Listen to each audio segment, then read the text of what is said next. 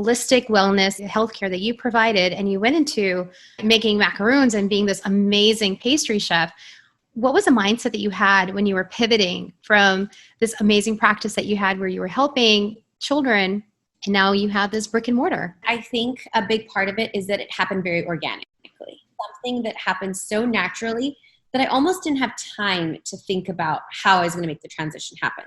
The other thing I'll tell you that I think is super important, I think it's important for all entrepreneurs, I think it's a thing that sets apart successful entrepreneurs from non-successful ones, is your confidence. It's your self-esteem. You believing in yourself before anything else, right? Yes, you'll have doubts. Yes, you'll second guess yourself.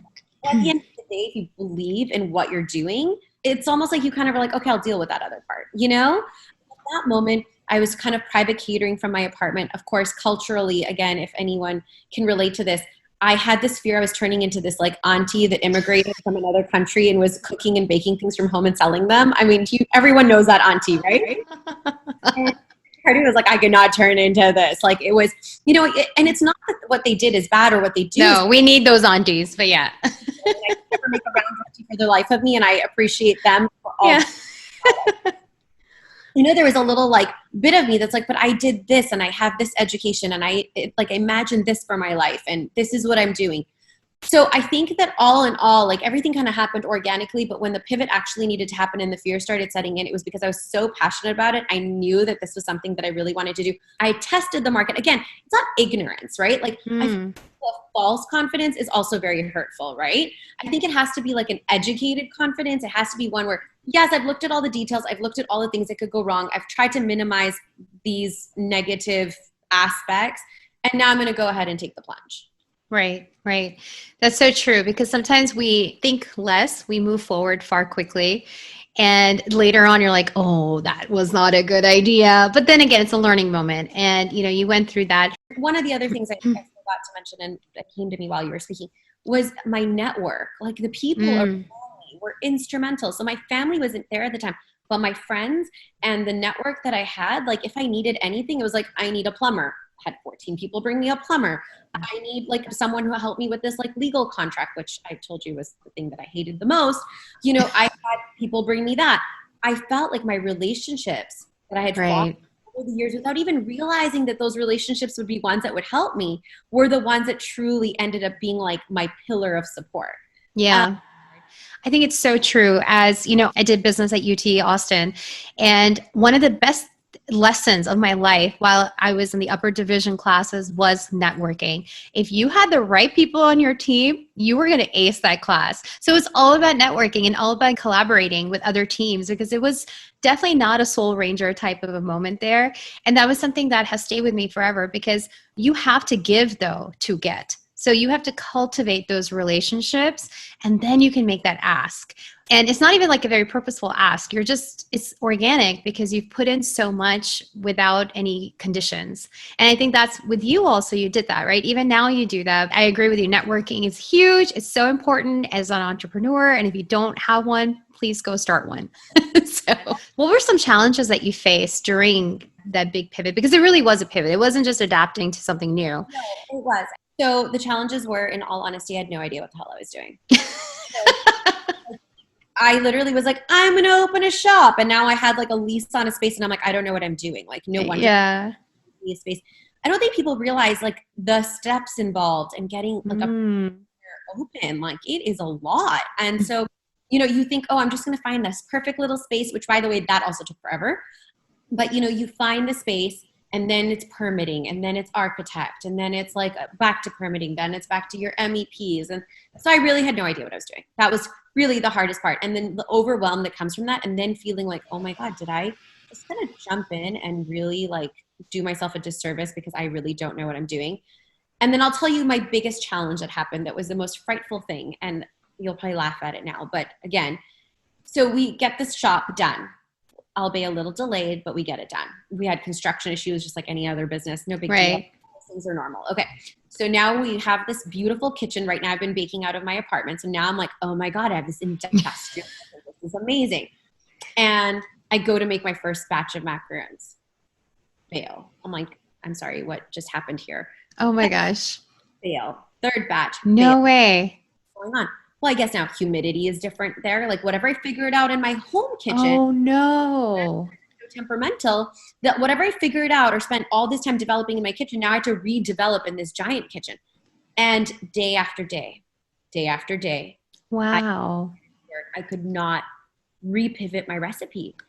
And I literally was like, this is why people don't open macaron shops in Houston. Like, no wonder. I should have just paid attention. No one else opened one. Why did I think I could? Like, oh my gosh. I think legitimately you were the first macaroons shop. And I wonder nobody does this. Like, they must have tried. And I mean, I didn't pay attention. And I'm like, Houston's the most in the world. I'm like mind blown right now, by the way, because this is like something you just never think about. Right? But then unless you experience it, and now you can actually tell someone else who's about to open a bakery, hey buddy, listen, make sure this is like this. Your recipes. So I do that and I just can't make it work. I've probably wasted about $10,000 worth of almond meal, which is almond flour, because it just keeps going in the garbage. And I'm just like in tears every day. Oh now, my my parents have moved or come. They haven't moved here. They're visiting here because we're supposed to, as soon as I can get these macaroons done, it's open. We've already been delayed. Let's get the doors open. Well, how can I open if I don't have a product? So I decided to tell myself that I was going to fast until I took a good hit, right? Like the whole thing. Oh, suddenly religion plays a part. It's wild, right? Okay. It's like, classic. Oh my God. Like I've tried everything else. Like, you're up there. I need you to have and fasting, when I say okay, there's no food, water from sunrise to sunset, right? Yeah. So I do it for the first day, it doesn't work. Second day, it doesn't work. Third day, I'm fasting. And I'm like, seriously, like big guy up there, if you're there, like I need this to work. And I literally tell my parents, I'm like, I don't think this is going to work. Like maybe let's get an eye put on the sign and import macaroni from like Italy or something. Like I don't know what to do here. Like import macaroni. Wow. By Patisse. I'm like, let's make it macaroni by Patisse. So like call it a day. Like I was just feeling defeated. That is so funny. And I remember sitting on the floor of my kitchen and, you know, like everyone had their 2 cents to give me, right? Yeah. My parents, my brother. Yeah. I actually had some pastry chefs in Houston that I had like gotten to know to come in and help me. And they were like, why would we help you? But whatever, that was a different story. And so I'm like sitting there trying to like play with every variable I possibly can. Anyways, that night, I'm about to break my fast and my dad comes there. I'm sitting on the floor of my kitchen just crying. My dad hands me these macarons that he just bought from another bakery. And I'm like, that's rude. Like, macarons when I'm struggling to make mine. I just want you to taste them. Oh, okay. Like, okay. So I like bite into it. I'm like, this is disgusting. Like they were just really bad. And my dad, the ones that you're throwing away are better than this. So stop away. Just there might not be perfect. Just open the doors. Like I love that. I love that. Being the perfectionist that I am, of course I do my doors unless I had this stellar product. I'm also in River Oaks. It better be stellar. I know that walking through that door, you know? And so here I was like, no, but then I didn't have a choice. My rent was ridiculous. I'd already been paying it. So I had to make the call to do it. And if you actually look at my pictures on social media, which I should probably take down, if you look at the pictures like right at the beginning to like a month later, like I feel sorry for the people that came in that first month. And I'm so grateful that they were. No, they were, I feel like I was one of those people that came and I just can't even tell the difference. So, and I think that's such a great point that you brought, is that perfection can never be achieved, by the way, because even I believe that I'm always running after perfection, being in the legal profession, especially. And I think like, it's just so unachievable though. And it's just like, and each time you do it amazing, you want to do it better, which is great. That's a great aspiration to do everything better, to have a better version of yourself and all that great stuff. But achieving perfection should not be the prerequisite to start. And even today, I'm sure you face such challenges and failure is still not an option. So what are some other tips you can give to entrepreneurs to help them navigate through those issues or problems that they might be facing? What I would tell people is to really use the resources around them. Like there's nothing out there that you can't get information for. I mean, the World Wide Web on its own is like magnificent, but with the way that we're able to connect even on social media these days, like how many people can reach out to you, Girja, for any type of legal questions or random things? Yeah. Like it's just, there's so much more access. Before, like, fine, we'd have the web and we'd have to look them up, call their office, like get a consult. These days, information is just so much more accessible. So when you're doing this, reach out to people. Don't feel bad about it. I think if the person the right person, they're gonna be like us, like gracious with our information and give you what you want. The other aspect of it is find people that have done what you want to do. I think, again, if they're people that are successful and gracious minded, they're going to sit there and be like, listen, this is what you need to look out for. This is what, I just, oftentimes we feel like we need to do everything ourselves. I'm a victim of that, right? Yeah. Like do it myself and delegate it to someone. Even that's what makes me not such a great business person. But, I feel like we just don't use what we have access. Mm-hmm. I love that. So tell me, what are some of the legal issues or legal lessons that you wish you had taken care of before you started or wish you had known before? So I will say, when we were signing our leases, when we were getting contracts done, things like that, that was all very daunting. It took me weeks to send it to my attorney, blackline this, send it back, blackline this, and some things just aren't negotiable from a landlord's. You're a small business.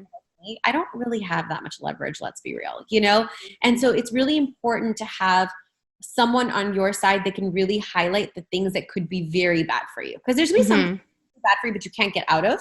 But then the ones where I need someone to be like, Sukaina, do not agree to this term. And then that way I can put my foot down for that one or two things to make sure that I've protected myself. So I feel like protecting yourself is super important. That's something that I didn't really do very well. The other aspect of it is things when it comes to your employees, right? Things that I didn't really think about, having these really defined employee handbooks, or even my non-competes and NDA. Those are things that I literally drafted up to later on find out totally not enforceable in the terms that I created. Oh yeah, you're non-compete. They were like, Sukaina, no, not going to stand in court. Now, there are ways to make it work, but I needed someone who's done this before to be able to do it. As a new business owner and someone that's that's operating initially as a mom and pop shop, I literally let me see if I can find a template online and try it to work. But and that's why what you do right now for businesses is so important, because I didn't have options like you. I only had options. I don't even think there are other options other than you, to be honest, in this capacity, because the only other options are the big corporate attorneys that literally charge $500 an hour. I was like, I'll just draft this myself with a legal Zoom or whatever I can find. Terrible. Same thing with LLCs or how to structure them. We have 3 locations. Some people we should have done it this way. Some people tell me I should have done it another way, whatever. Those are things I wish that I would have sat down with somebody that I trusted, that understood small business, not on a corporate level, but also someone that understood my personal business and took the time to understand it, because my business is a little different than another small business. And it's, so what you do, you weren't around when I, not in this capacity. In this capacity, yeah. You weren't. I mean, you were doing crazy cases at that time, but in this capacity you weren't. And so I think that that's something that most business owners should kind of look at and get set in from the start, because the last thing you want is an employee to come back and you have a claim on you and you're like, oh, well, I had it in this employee handbook. Where's your employee handbook? Well, it's right there. Well, none of this is actually correct. And realize that there's a legal point to all of this. Yeah, I agree. And thank you for saying that, actually. And thank you for your compliments as well. They're always appreciated. But yeah, I feel like there are a lot of things that sometimes as small businesses we avoid, and we will tackle them as they come. But then later on, you might be paying a higher price than you would be in the front end if you just tackled it at that time. And so, yes, you're right. So one more quick question before we move on to our fun fact round. When you are trying to make big decisions, whether it's a pivot, whether it is adding or not adding a certain product to your product line, how do you make those decisions? Is there a process you go through, or do you use instinct, or is it a mix of both? Okay. I think, again, I am very much in touch with who my target client is. I don't feel like it requires a lot for me to know what they want. Now, whether that flavor is going to be a hit or a bust will be told by them. But when it comes to hiring, firing, growth, development, franchising, opening another location, honestly, it's been based on demand. I feel like there's always a trigger, right? Why am I even thinking about this? So if the trigger is there, is this a trigger that is temporary, or is it a trigger that's me long-term, is usually what I think about, right? Is this just a trend, or is this something that is going to be able to be sustained over a long period of time? Is this just a hip area right now, but we'll lose its hipness later? You think about those things. And then the second is obviously the cost analysis. Like I'm a very much a pros, cons, numbers person. I usually put that all out. And then the final say always goes to my gut. Always. Yeah.